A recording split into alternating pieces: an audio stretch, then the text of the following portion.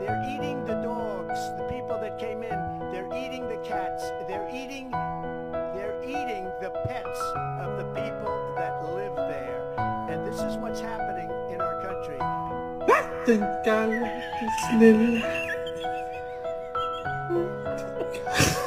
Somebody once told me